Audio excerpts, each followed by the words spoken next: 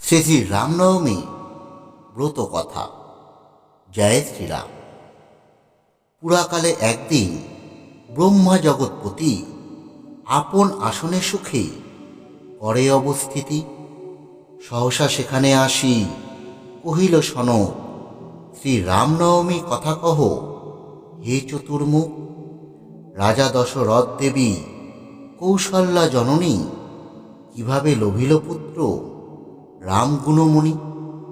দুর্বাদল শ্যামকান্তি নয়নাভিরাম, কৌশল্যা গর্ভে জন্মি নাম নিল রাম। কিভাবে সম্ভব বলো বলদেব এবে, তব মুখ শুনি তৃপ্ত জগৎবাসী হবে। ব্রহ্মা বলে হে সনক, প্রশ্ন তব ভালো, কিভাবে কৌশল্যা গর্ভে রাম জন্ম নিল। মহিষীকে সঙ্গে নিয়ে রাজা দশরথ একদা আরম্ভ করে শিব দুর্গা জপ। উভয়ের জপে তুষ্ট হয়ে আশুতোষ, প্রত্যক্ষ হলেন তথা লোভিয়া সন্তোষ। গীতাঞ্জলি হয়ে রাজা মহোদেতে কয়, পুত্রহীন ও জীবন মহা দুঃখময়। মহাদেব বলে রাজা শুনহ বচন, পুত্রেষ্টি যজ্ঞের তুমি করো আয়োজন। বংশযজ্ঞ ফলে তব বংশ রক্ষা হবে, অনুপম পুত্র তুমি অবশ্য লোভিবে।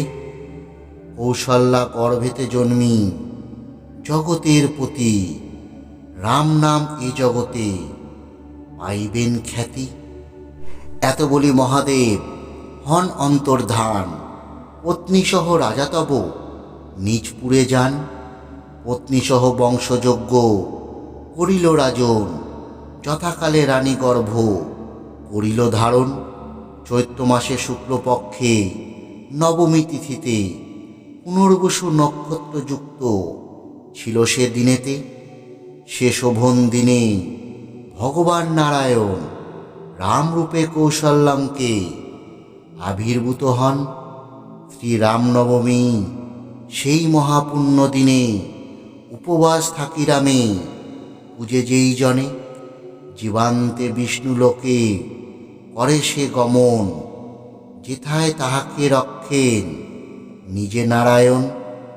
সেই মৃড় সেই দিনে পেট পুড়ে খায়, কুন্তিপাক নরকে সে পচিবে নিশ্চয়।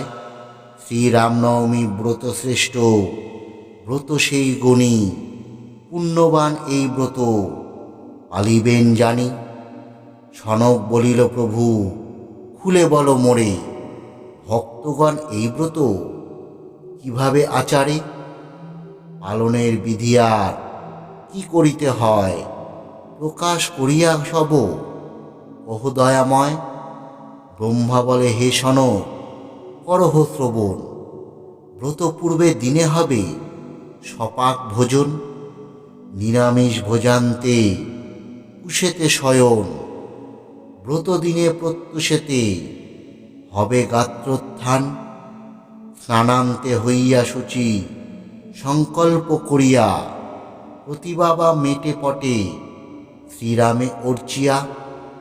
সীতাদেবী কৌশল্যা ও দশরথে পুজি, রাম পরিবারে ফুল দিবে খুঁজি খুঁজি।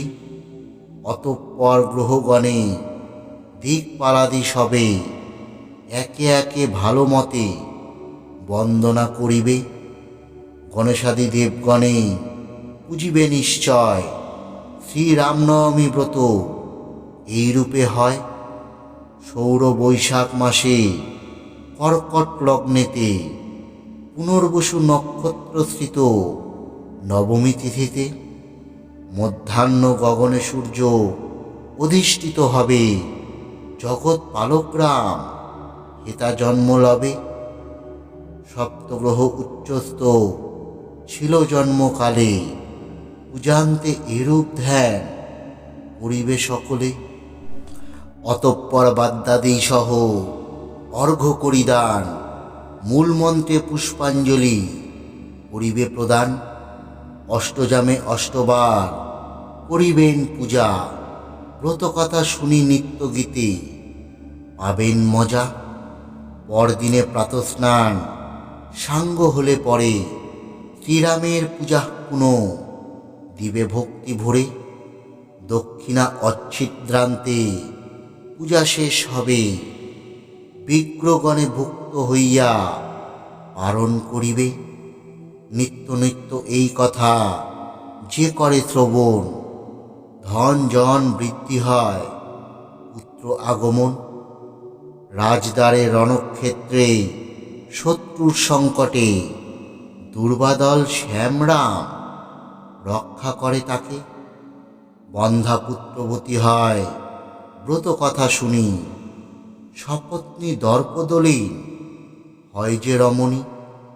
এ বৎস তোমায় আমি স্নেহ করি তাই, তোমার প্রার্থনা মতো ব্রত কথা কই।